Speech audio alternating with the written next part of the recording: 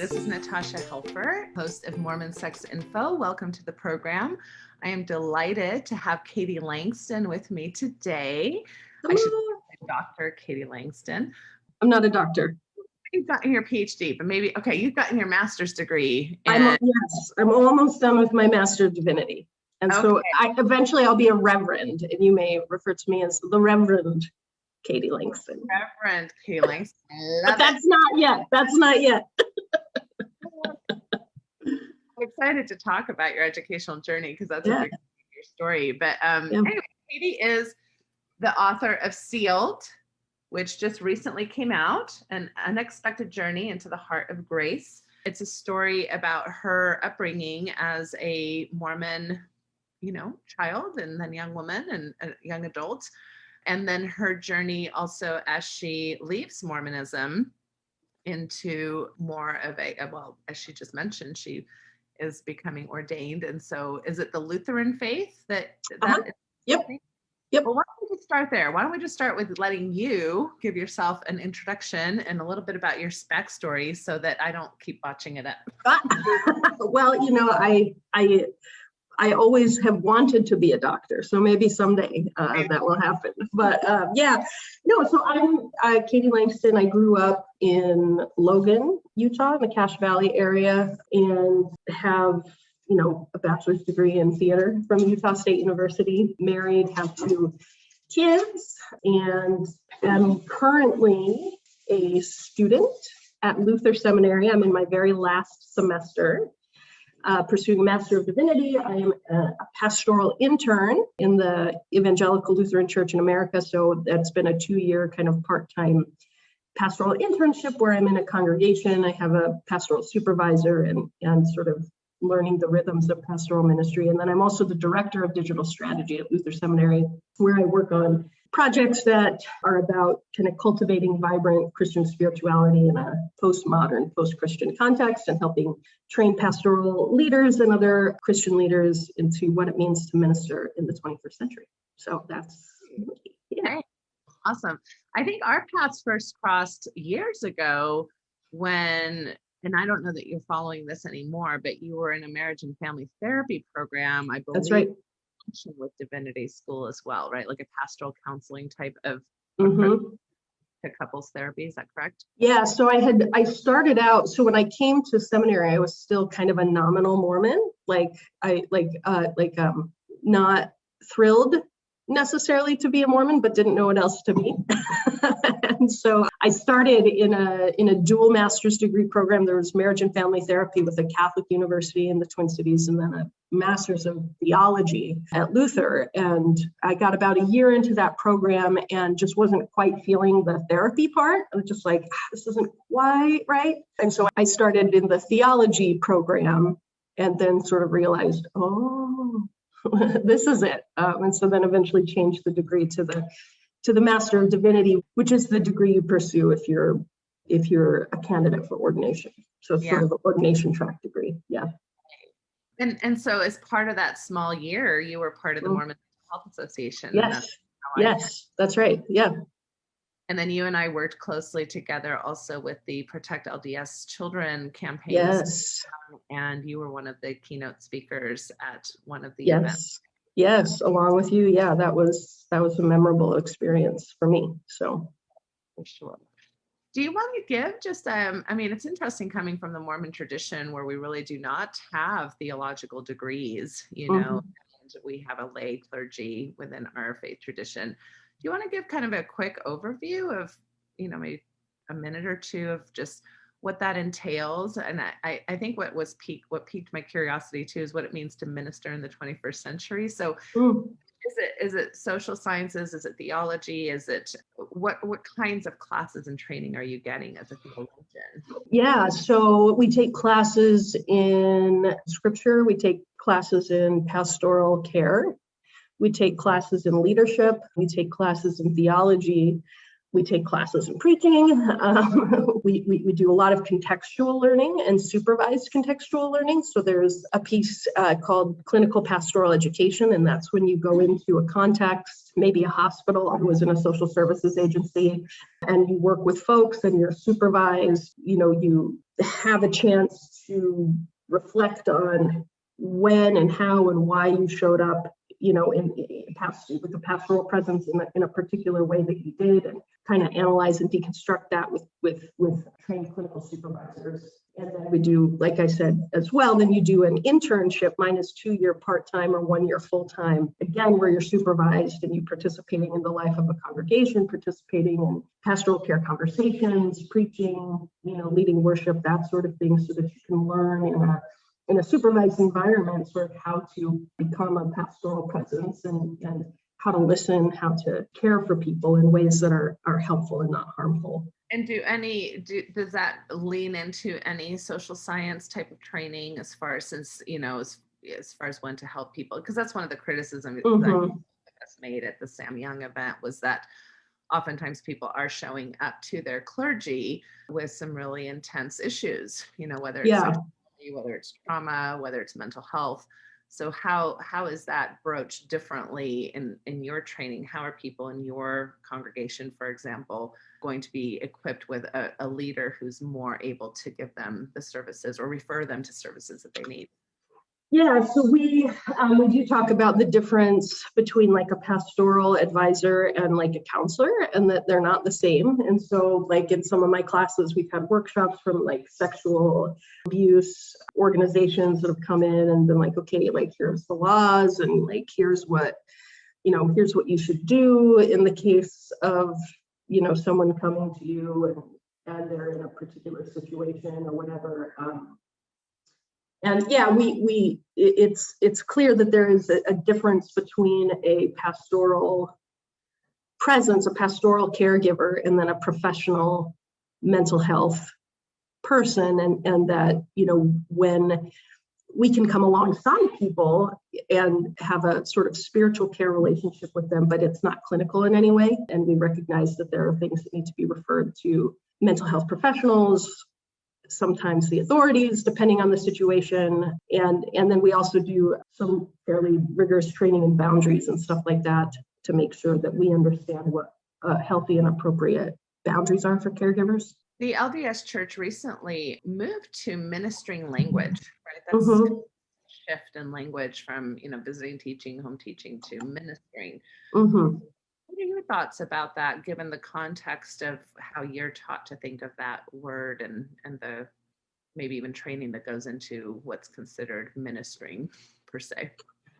Yeah, I mean, I think it's a good shift, you know, good for them. I think that that's a more helpful frame. And you certainly, you know, there's no sense in which a person has to have theological training in order to minister, in the sense that we can listen to one another, we can come alongside one another, we can be a supportive presence, we can pray with people, we can cry with people, we can mourn with people. There's no degree that's necessary to be a kind person and to be a person of faith, you know, who can sit with people in times of, you know, difficulty. So I think that's good. I'm glad that they did away with I understand anyway that they did away with like the reporting requirements and like, you know, making it sort of a mandatory checklist type thing. And so I'm all in favor of anything that they do to kind of move away from some of the more rigid aspects of the culture. You know, I think that it is problematic. It can be problematic. A lack of training in theology and pastoral care can lead to like unintended negative outcomes, right? Where people aren't supported in healthy or helpful ways, where maybe they're shamed instead of, you know, being told that they're forgiven. Maybe there's things that really shouldn't be handled. You know, we've been talking about there are things that shouldn't be handled by a pastoral caregiver that the person doesn't have the wherewithal to know that needs to be referred out or something like that. So I think training is awesome, but sort of at the community level, I'm happy that they made the switch from, say, teaching to ministering. That sounds good to me. Yeah. Okay. Well, so in this memoir, I mean, this is kind of what you wrote, is a memoir about your experience growing up Mormon. And it was an interesting read for me because it really interplayed kind of a mental health journey of your own, spiritual health journey, and also a sexuality health journey. We're all very interwoven, and it had a lot of factors, which is of course why I talk to people about all the complicated factors of how we show up in our own Mormon stories. There was your family history, there was your mother and her, and father and how they parented you. So this parenting dynamic, and there were personality traits of yourself and also mental health considerations of yourself, because later in the book, you talk about how you come to find out that you're struggling with OCD, which is a compulsive disorder, which was, fairly clear to me in some of your initial chapters of the types of things that you were working about. Right. And I think this is where I think it's really important for Mormon listeners to hear and understand that the Mormon upbringing or environment, in any given ward or stake situation can have a variety of effects for different people, right? So one person who can say, you know what, it was a really healthy space for me. It was really supportive. Maybe, I was lacking some family structure at home, and to have, young men's or young women's leaders or primary leaders that would check in on me all the time and carrying bishops, that was just astronomically supportive and wonderful for me. And I can't imagine the church being harmful for anybody, and then there's other people that may have very, very different perspectives. And one thing I've always kind of teased about whenever I do episodes on anxiety, anything that has to do with anxiety, is that high demand religions are usually not the healthiest of spaces for people who suffer with anxiety or OCD, right? Yeah, 100%. Yeah.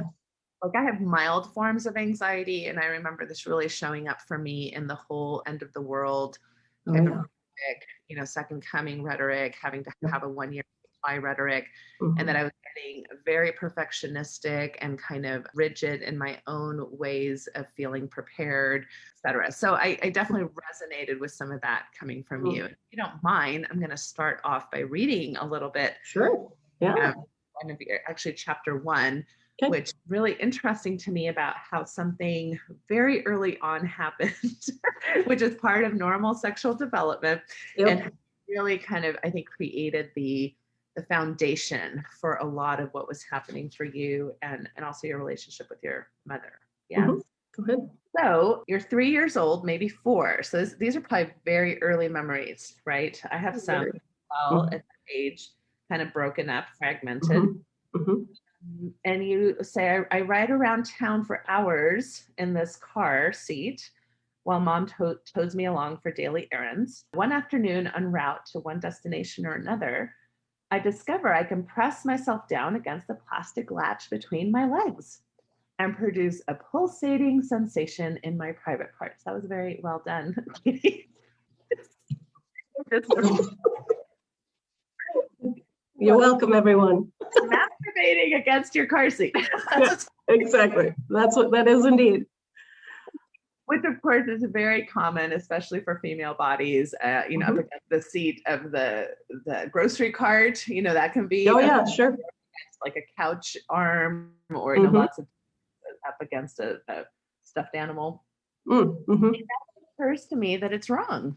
You're 3 or 4 years old, right? It's just a way to pass the time. My first clue comes months after my discovery in the second memory that is sharp as nails. So it's interesting how shame can be something that is very sharpened in our memory. We've stopped in front of Grandma Ackerman's house, and Mom unsnaps the buckle moments before I can make the feeling come. At first, I'm upset by the interruption, but then she says in a voice more urgent than anything I've heard before, "No, Katie, don't do that. That's something very special. It's not something we do in a car seat." That's it. Over in 5 seconds. But not before I notice the fear in her voice, the panic in her eyes. The message I received, though now that I am a mother myself, I am certain it is not the one she intends to send, is clear. You must never trust your body. More terrifying still, you can do something horribly wrong without even knowing it. So, and this begins kind of a pattern between you and your mother, because now your mother recognizes that you have this capacity for sexual pleasure, which makes her incredibly uncomfortable. And you start talking about a kind of almost a ritualized meetup almost daily, where she kind of talks to you about whether or not you are engaging with your body in this way. Right. So let's talk about that.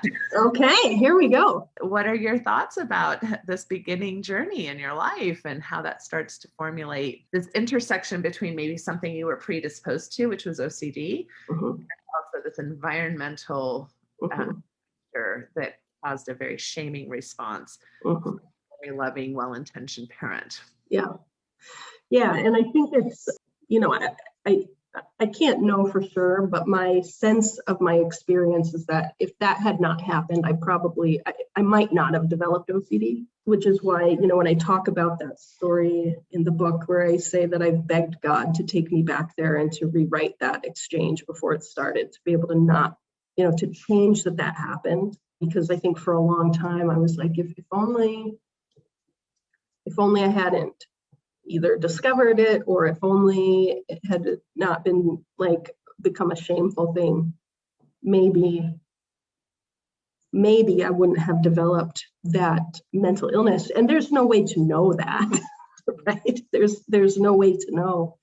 But it was sort of the primal fear that was the jumping off point for a lot of the anxiety that I experienced, that I've experienced throughout my life. And it's that sort of recurring, those two fears. What if, my body, I can't trust my body. And what if I did something without knowing it? Because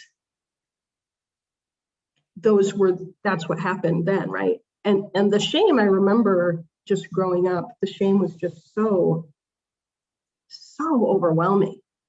So catastrophically overwhelming. I remember, and this was in the book a little bit too, but just thinking, especially when I was 7, about to turn 8, I can't turn 8 because I'm going to be on the hook for this. And, maybe I should die, I laugh, it's not funny, but should I live? I remember thinking I could never tell anyone about this. And I remember I was early on in my marriage, and I had never told anyone about it. And I told my husband, and I was physically shaking. I was shaking.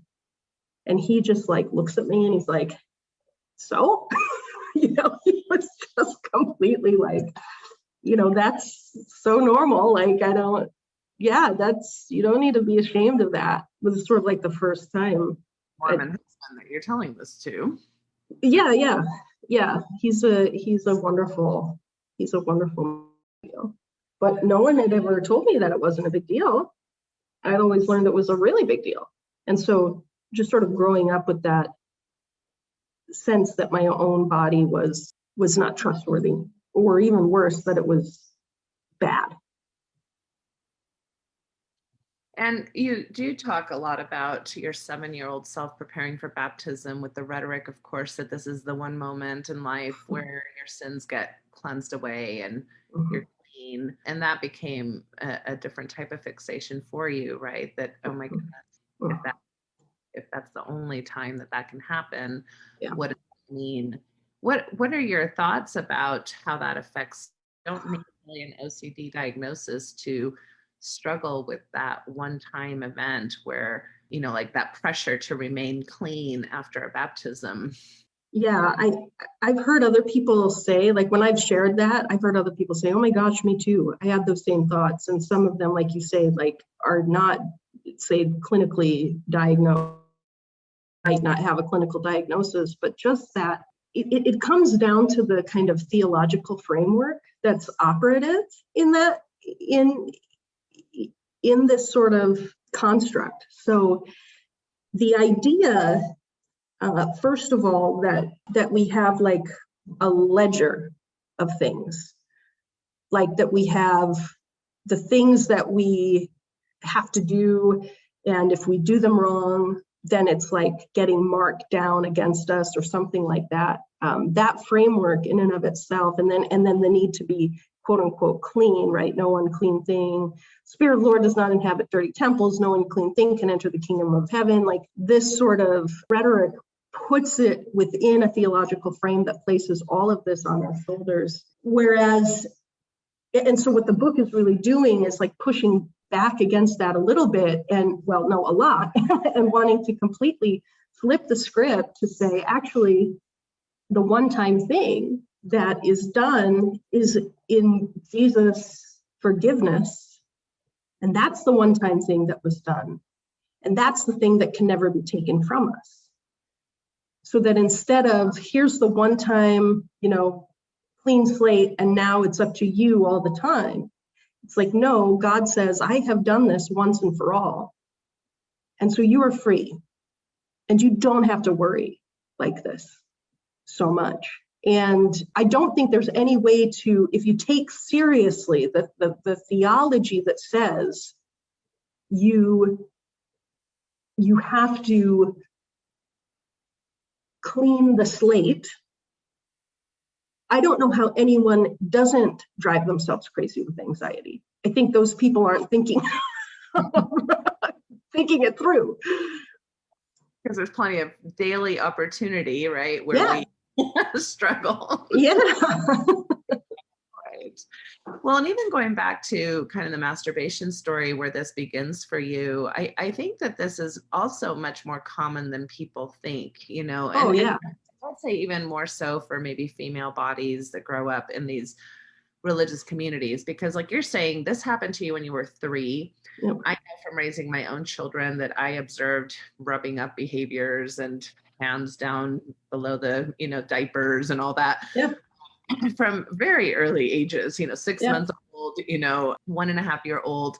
And so when I ask people in my office, well, when do you remember if you have ever masturbated or touched your own body? And especially a lot of females who say they have never masturbated, they'll say, no, I don't ever remember doing that or having that kind of a drive. And yet my imagination is that even in those cases, there probably was something similar to this, where either a hand was slapped away or a no, don't do that, or hypervigilance, where from a very early age, as young as a year old, 2 years old, places where we don't really access memory, female body is getting the sense that this is not an area I should explore.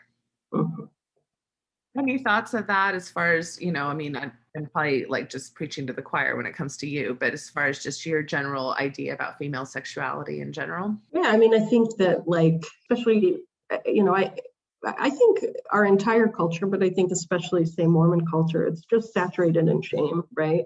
And anxiety around our bodies, around women's bodies, girls' bodies, female bodies. And it's taboo to imagine that a woman or a girl might want to explore their own body or have some sort of, semblance of sexual desire. I think the women are meant to kind of protect the men from their desire, as if the women don't have their own. And so I think that, trying to normalize, bodies and things. That's something I've tried to do with my kids. I don't know how successful I've necessarily been, because I'm still carrying the muscle memory of the baggage, even though I know better, there's still that kind of primal shame, that I think that still comes up, and I have to be really conscious about it. And I'm sure that with my own kids, I've,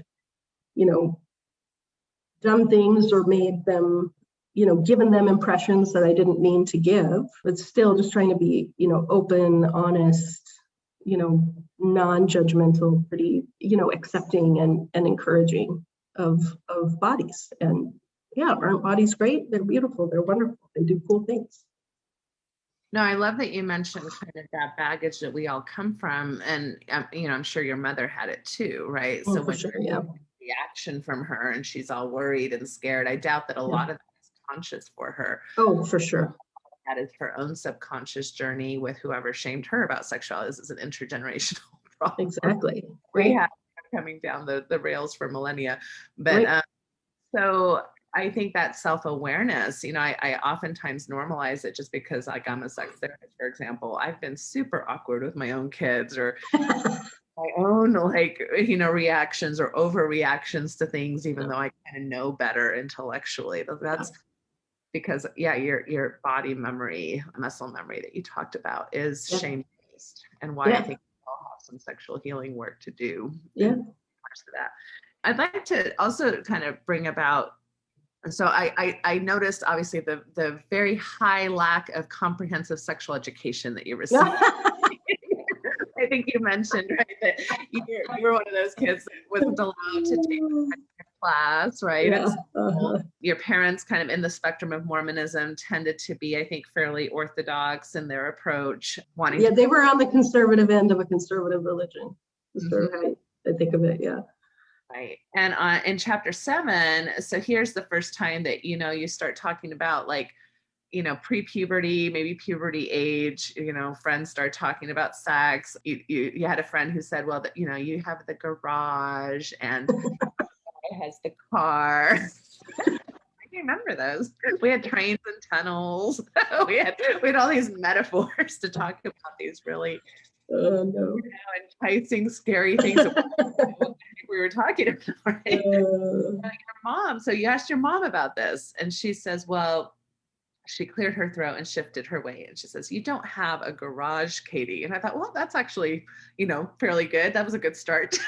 But she says, you get pregnant by loving a boy in a very special way. Oh, I said. This made much more sense than Sandy's convoluted explanation, though now I felt apprehensive. No wonder there are so many teenage pregnancies, I thought, recalling the whispered conversations I'd overheard among clusters of concerned mothers. All you have to do is love a boy. I made a vow right then to never let it happen to me. So let's talk a little bit about how when parents don't really talk to their kids, when kids don't really have information, what happened to you? Well, can I swear on your podcast? You just make shit up. On my podcast, I do not monitor my people's language. You just make shit up, right? So it's like, it was like, okay, so I really did think, I was like, if you fall in love, that makes you pregnant. And so therefore, I must never fall in love. What do you think that does to the psyche of a developmental teenager, right? I mean, I'm guessing you're 12 at the time, somewhere around there. You're probably having your first crushes. You're probably noticing that, whether you like boys or girls or whatever it is that you're liking, you're probably noticing some of that, right? So now you're in a position where you are artificially trying to halt yourself from having certain types of feelings, I imagine. I would think so. There was just sort of like a holding back. I'm not going to let myself invest emotionally in some of these ways. And I don't, to be fair to my mother, eventually she told me, at least the bare basics, right? So I don't know how long that lasts. Not like I'm like, 14 and 15 thinking that if I have a crush, I'm going to get pregnant. But yeah, I mean, I do think back on that and wonder, because there were a lot of times in my adolescence in particular where I was really scared of boys. I didn't even more than, I mean, what adolescent girl knows how to talk to boys, right? But there was just, let's put it, I'm the oldest of 5 kids. There are 5 kids in my family, and I have 3 younger sisters.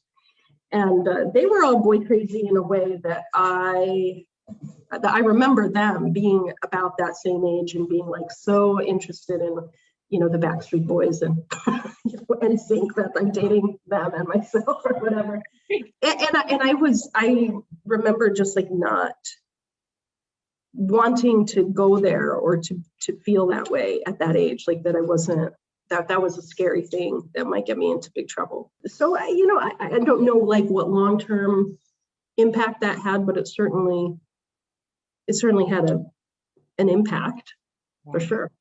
Right. And as you start dating and having some with kissing, and I think there was an excerpt in the book where you talk about the first time a boy even tried to touch a part of your body and how you recoiled away from that. Even though there was pleasure in it for you as well, there was reaction. Right. So you're from a very early age, you're pitted against your own body, your own desire. You're not necessarily making decisions out of your own desire or pleasure, making decisions about whether or not you're clean or not. Is that right? Fair? Yeah. Well, and I would even say making decisions against my own pleasure or desire, right? So it's like, it's not even like, am I clean? It's more like, if I feel this way, that feeling in and of itself needs to be shut down, that's bad, that even the experience of the feeling of desire is wrong. Yeah. So that's sad. That set you up just in general as an adult female married woman? So a couple of things happened that were a great gift as well, though. And one was that I was a theater major in college. And as silly as it sounds, like there was, even though I would not say like I had an experience of sexual liberation in a conventional sense, there is something about being around other people all the time, changing clothes backstage, like, and then just like learning to let go of like bodily inhibitions. That was really helpful. And so, I think I talked about this in the book too, but like, I was in Cabaret, the musical Cabaret, and I sang the song Two Ladies, which is a pretty naughty song, and, and played parts, played roles, embodied roles of people who were really different from me, who had really different experiences and morals, and were sexual people, and so the chance, I think, to kind of expand my horizons artistically in my imagination. And then the thing about theater is that it's a physically embodied art form where you're actually entering into another life, another person. There was something about that was quite freeing, as far as comparatively speaking, I guess you could say. I'm sure to everyone, like the most of the world, I still was pretty repressed. But for like a Mormon girl from Logan, I was edgy. And so my best friends and I, even my Mormon best friends, like we would talk about sex all the time, mostly about like how interesting it would be when we finally got to do it. But we were very, we were pretty open about it. My friends who got married before I did, they were like, listen, here's the 411. Like they would tell me all the things I needed to know. And so by the time I got married, I was sort of split, right? I had sort of a dual sense of myself. On the one hand, I wasn't ashamed of my body or afraid of my husband, right? Like, and my husband, again, is just the loveliest, most wonderful man. And yet, leading up to the wedding, I was terrified it would do something wrong that would make it so that when we were married, I couldn't feel worthy. I don't know if that makes sense. Yeah, no, it's terrified to enjoy really any of the kind of erotic energy that you and your husband, while you were dating, right, more than likely experiencing. I mean, I hope you had sexual attraction for him, right? That's right. This is an issue that I see too, is that people are so terrified of that same thing that they'll actually couple with people where there is no or little sexual chemistry, because it's easier to manage that terrifying feeling and not be in danger. And then they'll marry like a good friend, right? Instead of like a sexual chemistry type partner. That's really interesting. Fortunately, that was not my situation, but I can see how that would happen. Yeah. Yeah. So what did that mean for your dating experience? Do you think, looking back now, did you kind of get over that okay, or did it cause some issues? And I mean, dating was a minefield, and my anxiety, especially. So before my mission, so I went on a mission, right? And so my dating pre-mission was a lot more free. Not that anything exciting happened, because it most certainly did not. There's all these spectrum kind of code language that we talk about.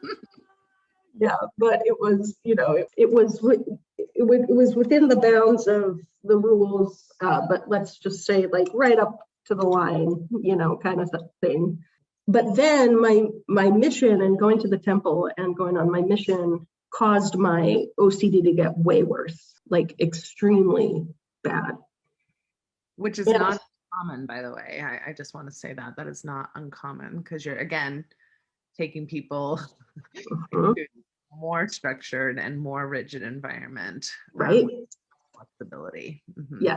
Yes, that was my experience. So I was extremely anxious on my mission, and I was extremely anxious when I came home as well, and especially around sexuality, like especially terrified to do something wrong. Because what had happened on my mission was like all of the times that I had, let's say, it had not, when I was saying like if you go up to the line or whatever, those became a torment to me.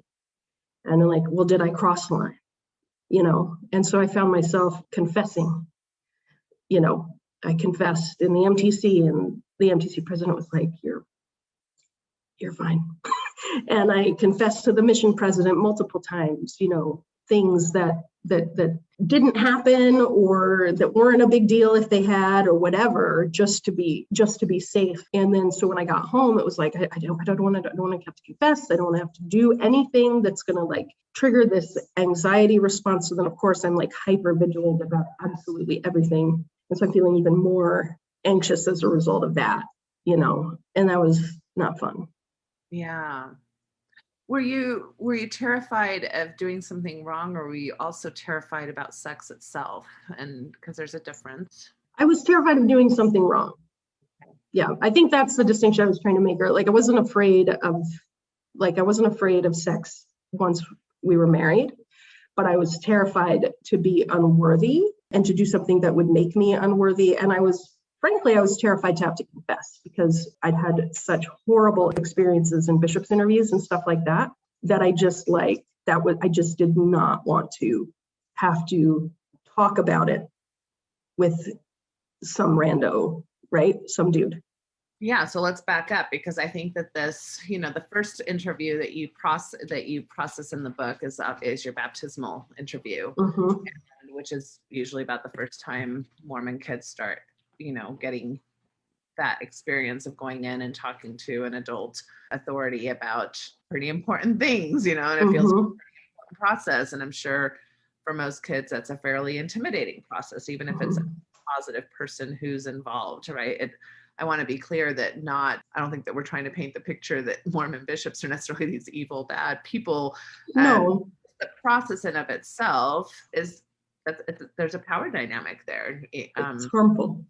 Yeah. So can you talk a little bit about what were some of the experiences? I think that it's also very common for people with OCD or anxiety to be kind of what I call serial confessors. Oh, that was me. Yeah. And they're like, oh my goodness, have I done something wrong? Many times for things that other kids or other grownups wouldn't consider that serious. Yep. But you're kind of highly scrutinous of yourself. This is another word is used, scrupulosity, right? Yep. Yeah, let's talk a little bit about what your experiences were. When did it go well? When did it not? What kinds of questions were asked, etc.? Yeah. I mean, I would say it never went well, because I think the entire construct is completely absurd and harmful and frankly abusive. So that's how I feel about bishops' interviews in general. I think they're terrible, and no one should ever do them with anyone at any age. And that doesn't mean that you can't have a pastoral relationship with someone as pastor. But to frame it in this thing where it's like, I'm a judge, right? I'm a judge in Israel. And here's my checklist of things that you have to live up to in order to be like deep worthy in the eyes of God. And I'm going to listen. And if, and I'm going to decide how you stack up. That entire framework, that entire construct is just absolute nonsense. It's nonsense. It's very like we said, intimidating. There's a power differential. And quite frankly, that even I agree that the process in of itself is harmful. And then to add to that, you get a lot of variety about how that is even forward with, right? Yep. Yeah, it's a theological, pastoral, like emotional, psychological disaster, and it needs to like be done away with yesterday. Having said that, I had some experiences, so they were all bad. To answer your question, they were all bad because the construct itself is wrong. But there were some that were worse than others, like I had one bishop, and in the book, I kind of, I had a couple, I couldn't go through every single time that I had a bad experience. So some of them I combined, different experiences into one, but, bishops asking, I had one bishop kind of pull out the, for the Strength of Youth pamphlet and ask me like every single question for the Strength of Youth pamphlet. I had, including questions about like masturbation, I had one that's like, did I swear? Sometimes I'm like, sometimes maybe I swear, and he was, that was really bad. Just like all kinds of stuff. When I was older, I was asked questions like, did I experience sexual climax at certain times? Just like all kinds of like just really inappropriate things that, were just not appropriate. I would like to take actually one of the least problematic examples out of your book, just to show that how it's pretty problematic already. Yeah.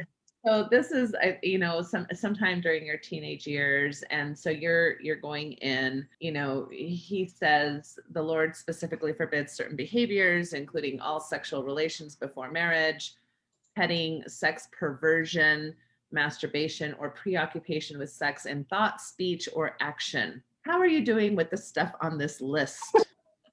I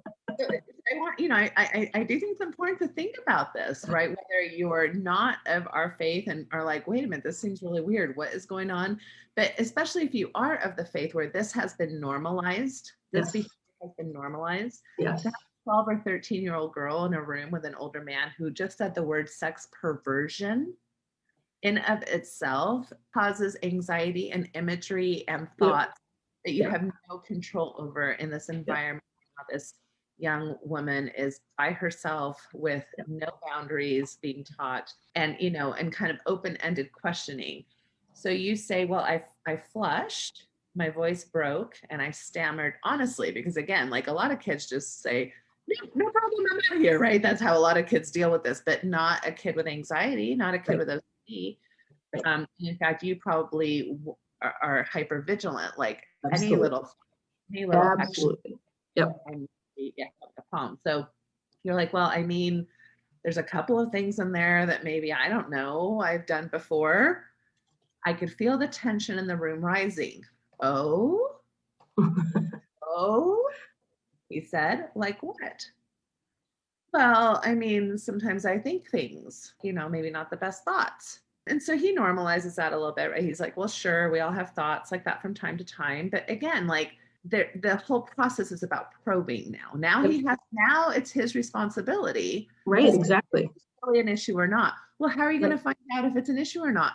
You have to ask probing questions. So he's like, how often do you think these kinds of thoughts? Daily, hourly, all the time? You say maybe a few times a day.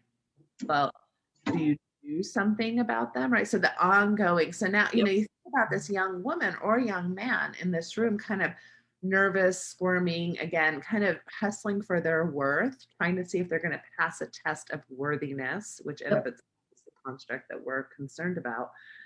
And so, you're like, I froze. I knew exactly what he meant. but I couldn't bring myself to say the words.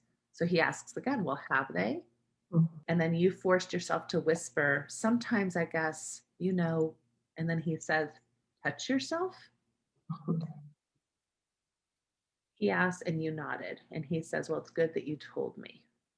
And you say, I don't mean to, it's just a bad habit. I think he knows I'm trying, Heavenly Father, right? So this is very benign compared to what many, many people have reported being asked in these worthiness interview questions. Because again, if you have to probe, you're probing, well, do you touch yourself over your underwear or under your underwear? Right. Touch yourself when thinking about a certain person or not? And of course, if there's any type of, same-sex attraction or thing like that, now they're probing about that. And it just becomes this extremely intrusive, inappropriate, unboundaried way to treat our minors. So, what's your reaction as I read your own words and experience back to you? I kind of I'm transported there again, like I'm remembering how that felt in my stomach and how that felt in my body and how ashamed and embarrassed and mortified, right, I was of that experience. There's just nothing appropriate about it. And the thing that's funny, Natasha, is you just said, to us, that sounds not relatively tame. Let me tell you, telling that story to people who are outside of Mormonism freaks them the hell out. They're like, they did what? They asked you what? They said what? So we need to understand, it is not a normal thing. It is not. It's a thing that makes outsiders think we're crazy, and we probably are. I mean, you know what I mean? That it is not appropriate. Yeah. Can we talk a little bit? I mean, a lot of times I think, and I remember even having this thought the first time I challenged the thought of worthiness interviews. You know what my first thought was?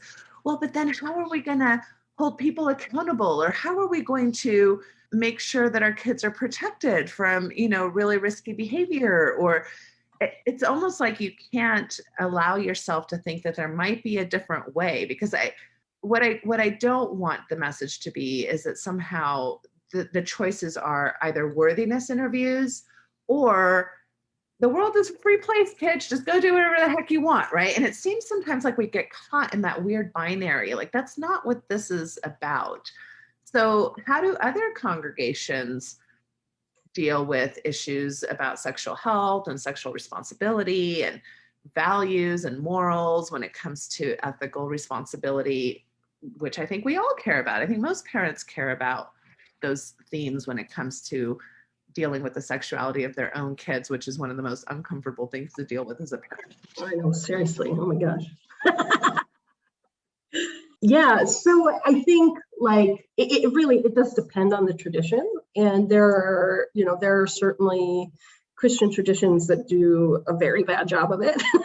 And then there, with purity culture and purity rings, and they're out there, as it were. And then there's and purity vows and all that kind of stuff. That's all pretty bad stuff. And then there, I think I'm more in a scenario where, to be honest, maybe we don't talk about it that much. We leave it up to the parents to talk about it, since it is so fraught. A bad thing.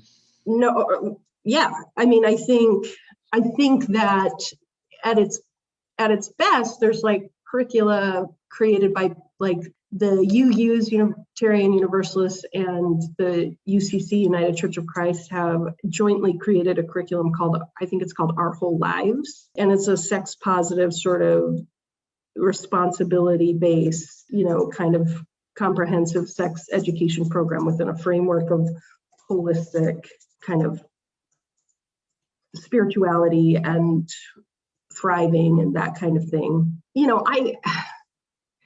The way I think that it's appropriate to talk about is to talk about consent, talk about boundaries, and then within a Christian context, to talk about covenant, right? That an expression of commitment is probably the better word. And my denomination has a document about sexual ethics I really actually quite like. It's not shaming. It's, doesn't turn it into a catastrophe or the sin next to murder, but at the same time, talks about the appropriateness of sex within marriage and, it's long-term relationships, that kind of thing. I think there are certainly ways of talking about sexuality in a faith-based context that don't catastrophize, even if you're committed to a more, say, traditional sexual ethic of like sex within marriage or something like that.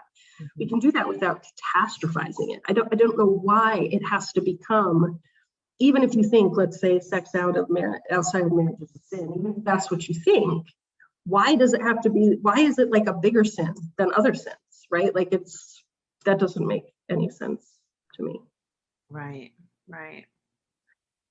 Yeah, no, I really appreciate that, because I think that that's the goal here. It's not to change people's values or beliefs necessarily about their morals in regards to sexuality, which are very personal. And of course, from our faith communities and our traditions, it's about how do we have those values and offer education and spaces where people, especially our children, can thrive and either, if they're going to quote unquote make mistakes or explore or adopt different values than we may have as parents or as church communities, how do we still remain inclusive? How do we prioritize principles of safety and responsibility versus, certain arbitrary conditions?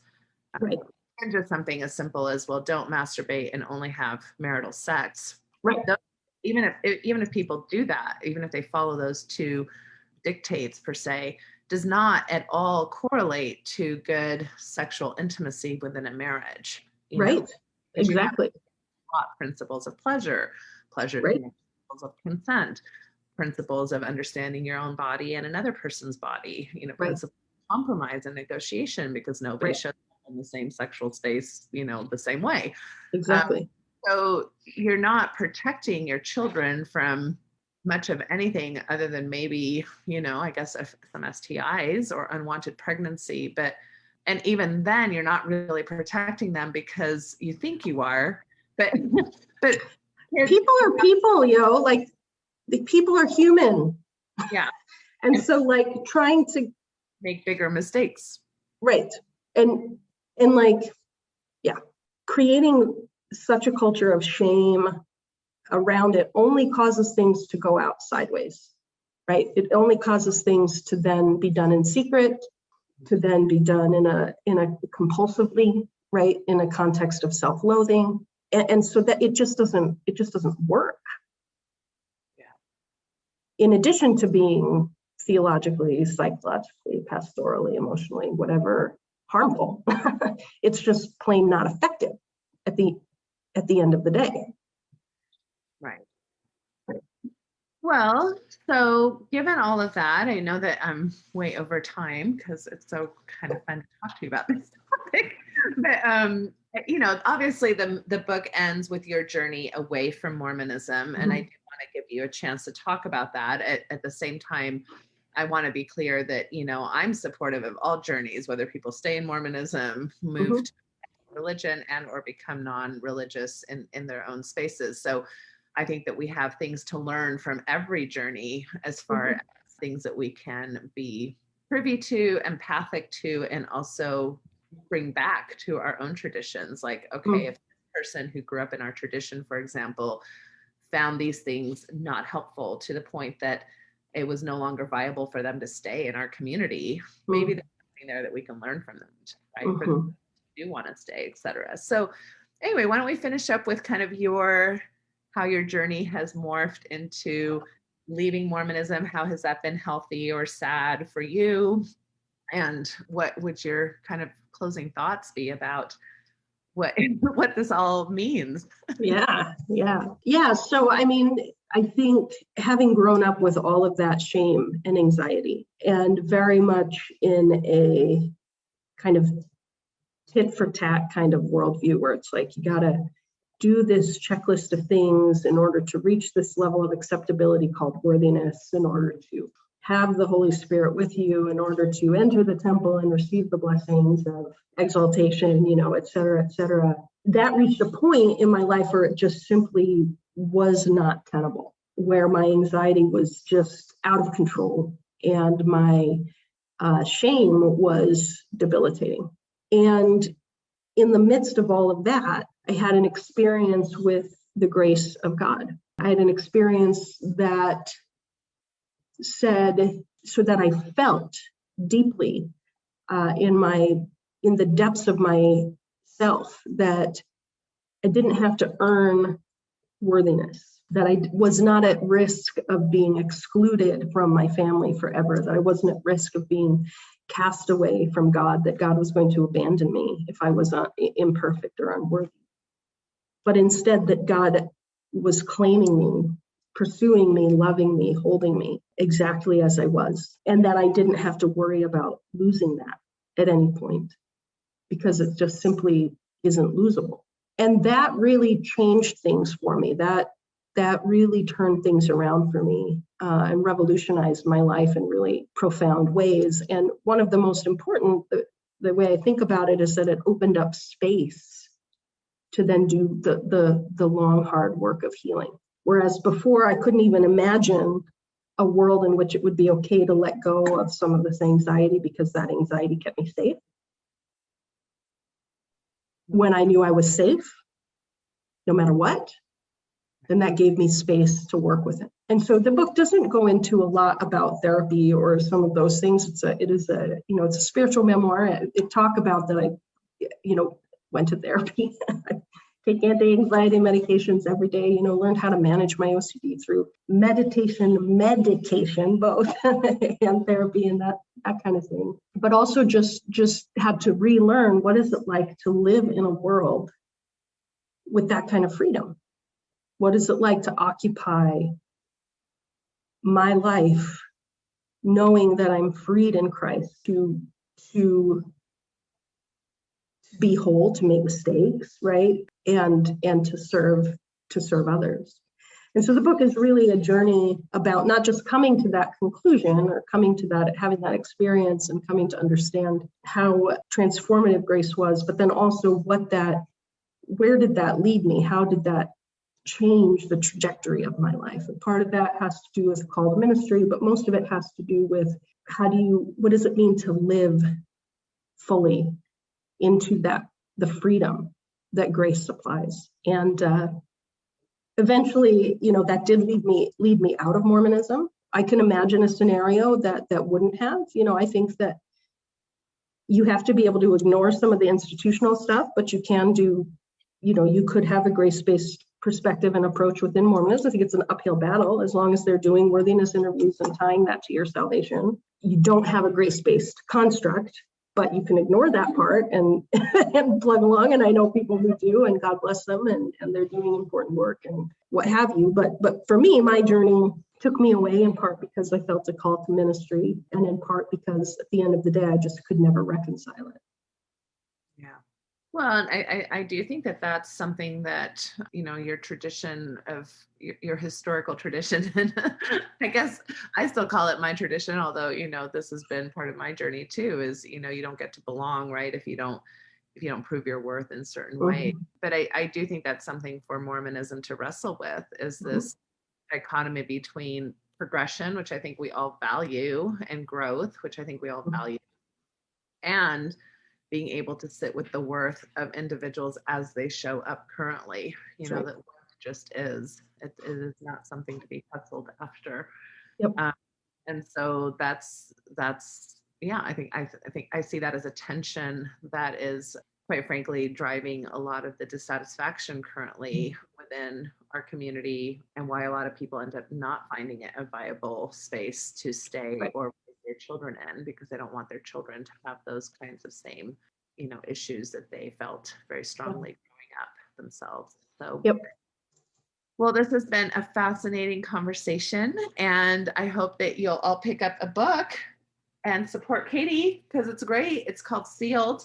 An Unexpected Journey into the Heart of Grace. Anything else that you want to either promote or talk about, or where people can find you? Or yeah, sure. You can find it. You can find the book on Amazon or on any IndieBound, bookshop.org. It's an Audible as well as an audiobook. So find it wherever fine books are sold. And you can find me on my website, katielangston.com, or the publisher's website is thornbushpress.com.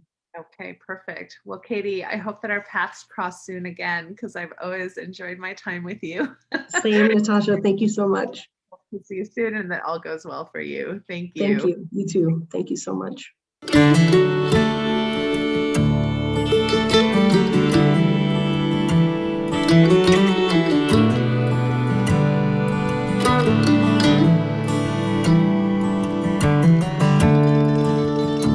We took the long road home, turned minutes into miles, and as the evening traveled on, the sunset bathed your smile. We stopped beneath the desert stars, wrapped in each other's arms.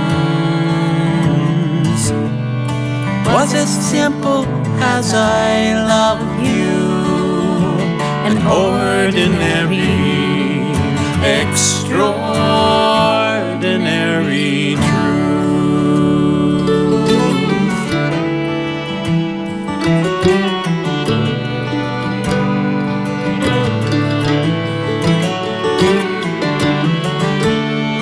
It's been a long road here, a trail with tears, pain and sorrow too.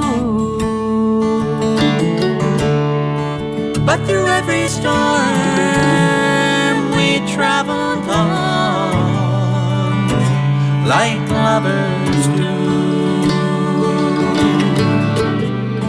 And if sometimes we fell apart, we always came back home.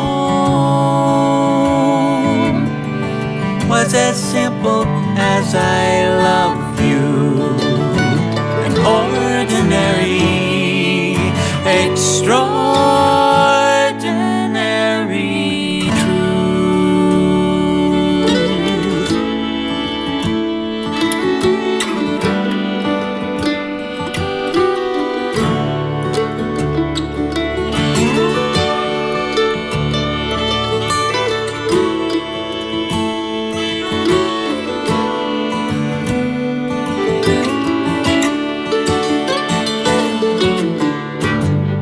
Some people say love is blind and forever is too long. But I see your eyes in every sunrise. Can't imagine life alone.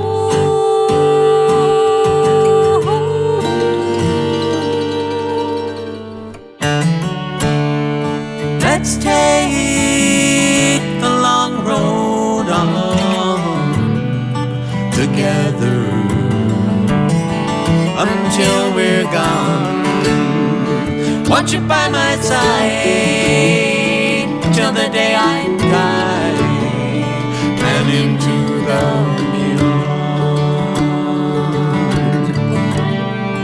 It's as simple as our love is.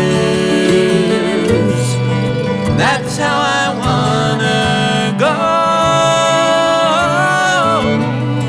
all wrapped up in the arms of our extraordinary, it's nothing ordinary love.